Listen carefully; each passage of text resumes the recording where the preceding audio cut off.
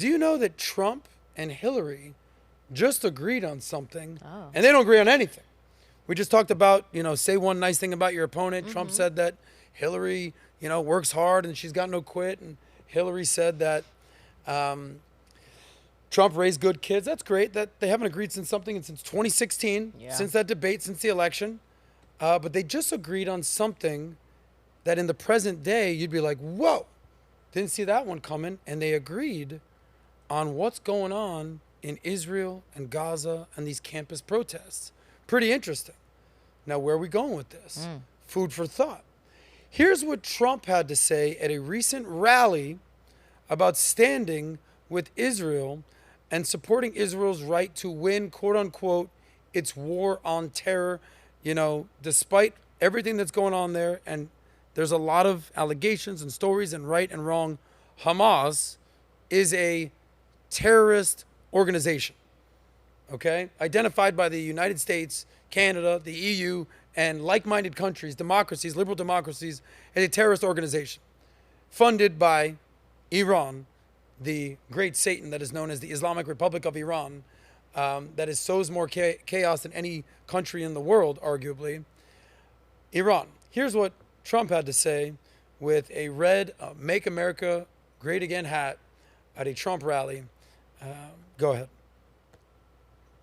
Crooked Joe has not just set our economy on fire, he has truly set the world on fire. If you want to know how a weak and pathetic president really is, I mean, the things they do, just think about this. This week he announced that he will withhold shipping weapons to Israel as they fight to eradicate Hamas terrorists in Gaza. No, it's shocking to hear it. Even while there are still American hostages being held by Hamas. And they're saying, oh, October 7th never happened. They say that. And Biden has fallen for it. Crooked Joe's action is one of the worst betrayals of an American ally in the history of our country. I support Israel's right to win its war on terror. Is that okay? I don't know. I don't know if that's good or bad politically. I don't care. You got to do what's right. It was a terrible attack. October 7th was a terrible attack. So he said, I don't know if that's good or bad politically, but I don't care. Meanwhile, you have Joe Biden. They say in the Bible, no one can serve two masters. Biden is trying to thread the needle here and ally with Israel, because it's not like he's meeting with Hamas people. He's meeting with Israel, but also sort of condemning what Netanyahu and Israel's doing, but also funding Israel, but also sending humanitarian aid into Gaza. They're building a port to get shipments in, but yet no U.S. troops on the ground. Which one is it? He's standing with Israel, but he's also trying to win Michigan. He's trying to win Minnesota. Those are strongholds of the Muslim community in Dearborn, Michigan. We've seen the chants in Dearborn, death to America, death to Israel, in Dearborn, Michigan, in America. Now, my family's from Detroit. I've been around this a little bit. My other family's actually, my mom's from Minnesota. That's where Chris and all of my other friends from. Rashida Tlaib from Michigan. Ilhan Omar from Minnesota. There's a big Somali community in Minnesota. They call it Lil Mogadishu. In Miami, we have Little Havana, que pasó? But in Minnesota, they got Little Mogadishu. And then in Dearborn, they got Lil Gaza hanging out in America. What's going on here? American values. But he said that Biden is not supporting Israel and he's not standing by their allies. Some of this is true. Some of it is hyperbole. But Trump is a salesman and he's a marketer, and he smells blood in the water. He's attacking he's tracking Biden where he's lacking. But you might say, okay, that's Trump. Okay, that's fine. What did Hillary have to say about these college protests? What did Hillary, who should be standing with Biden, these protesters, Biden's been, a ardent supporter of the protest movement. What's going on here? I know he said some things. He hasn't condemned it. There's condemnation. Free speech is fine, but blocking Jews from going onto campus or blocking kids going onto campus, name another group you can do that to. Hey, you blacks aren't allowed on campus. What? Hey, you gays aren't allowed on campus. No way. Hey, you fat people aren't allowed on campus. Name another group. No way. Jews not allowed on campus? Yeah, it's fine. Is that good? Is that not good? By the way, what does a Jewish kid have to do, who's an American kid, have to do with a war in Israel, especially if you've never even been to Israel? That's like saying that if someone at the Vatican, the Pope, molests a kid or does something that just because you're a Roman Catholic in New York, you're going to pay the price. It makes no sense to me. Right. So here's what Hillary Clinton had to say on MSNBC's Morning Joe with Joe Scarborough. She said the following. At 3:50 it starts. Go ahead. Need to be vented about. First of all, I have had many conversations, as you have had, with a lot of young people over the last many months now. And you're right, they don't know very much at all about the history of the Middle East, or frankly about history in many areas of the world, including in our own country. But with respect to the Middle East... And then she goes on to talking about the Middle East, about how under her husband's administration, Bill Clinton, they had something called the Oslo Accords. And Ehud Barak, who was the prime minister of Israel at the time, met with Yasser Arafat, who was the leader of the PLO, the Palestinian Liberation Organization. And she said it in the clip that Israel conceded 96% of what the Palestinians wanted.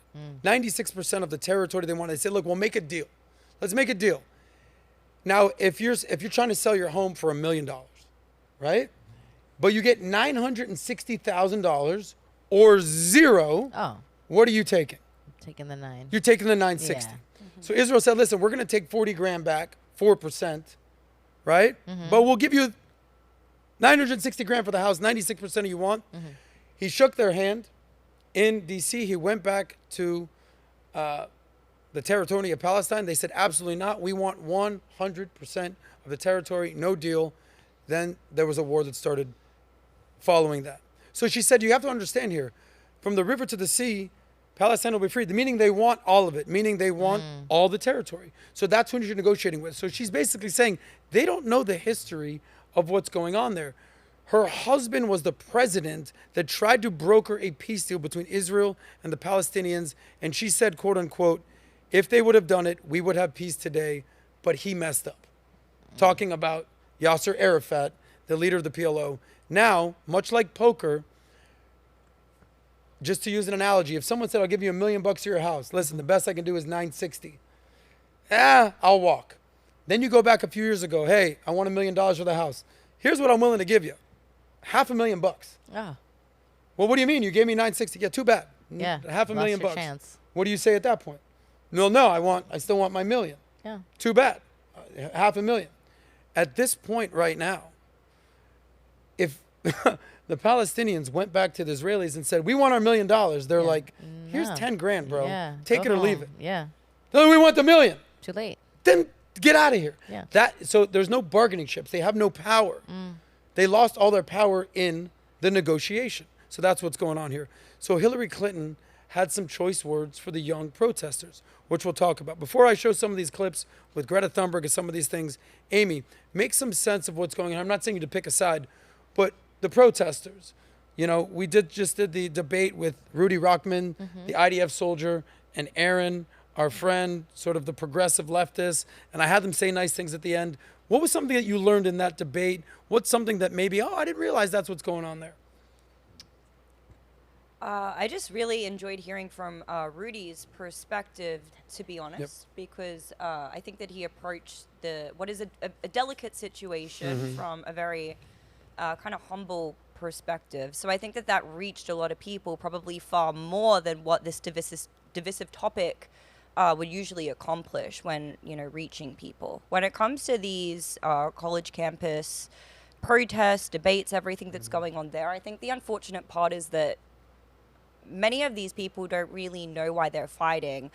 They just want to fight, You're saying about the campus protests? Yes. Okay. Yes, exactly. That's even evidenced by a lot of the videos. Those videos point blank of people going up to them and saying, hey, why are you here? What are you advocating for? And, they're either just point blank ignored, or in the case where the protesters are able to elicit some type of response, they say something along the lines of, I don't know, I'm just here to support. So I think it's just, young people wanting to rally together, rally behind a movement. And, it's a little bit misguided. In fact, it's a bit misguided, completely misguided.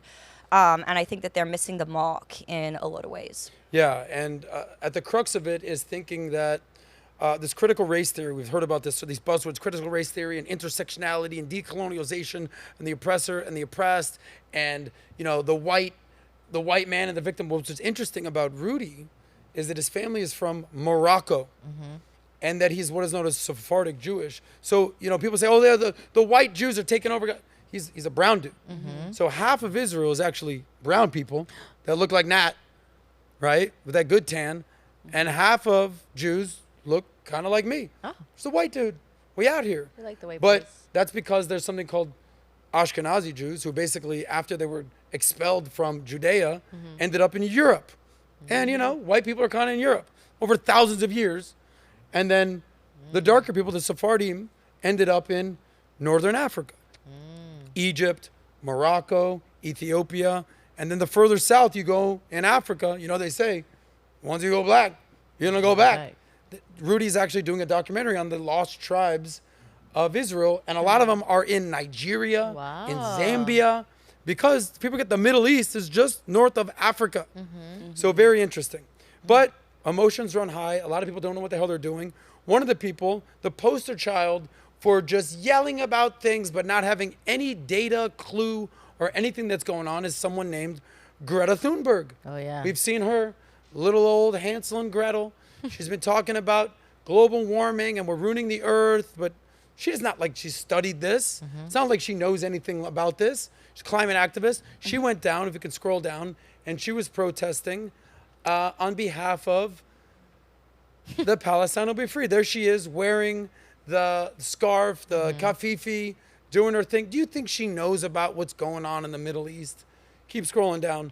Do you think she knows about the history of Israel and Palestine? Does she think she knows about the 1948 borders and what's going on with terrorism and everything like that? Do you know if she actually didn't wear her headscarf in Gaza or in Iran or in Afghanistan, they would literally behead her? Does she know this? No. But she's, if you're young and you're not a liberal and you're not a woke progressive, you have no heart. But as you get older, if you're not a conservative and using your mind, you have no brain. She's just so cashing that's out. Greta Thunberg. Meanwhile, you got UNC Chapel Hill. They're basically saying, we're going to do the exact opposite because we're pro-America. Here's what they did.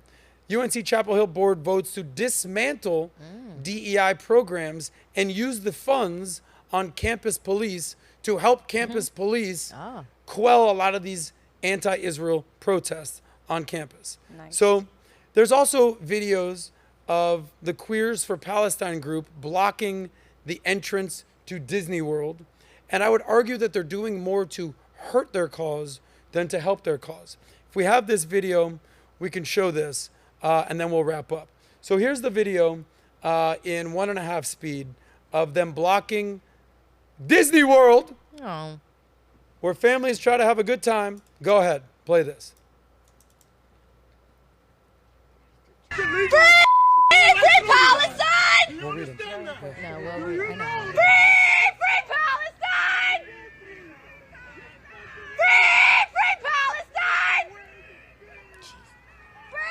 Free Palestine! But, okay, they're screaming, that's great, but listen to what he had to say.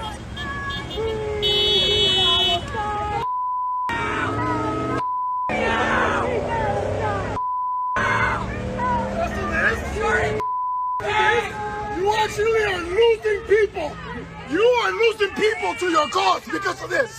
You get out of the Okay? road. 45,000 You dead. are losing 45,000 dead. People 45,000 dead. now Genocide are sympathizer. because Genocide you guys do this sympathizer. bull- Free Palestine! Free Okay, so there's 45,000. Listen, nobody wants people dead, but they forget that half of the people, allegedly, that are dead in this conflict are actually terrorists. the Hamas soldiers, the terrorists. Yeah. And then they talked about the women and the children that have been killed as if women can't be terrorists or harbor terrorists.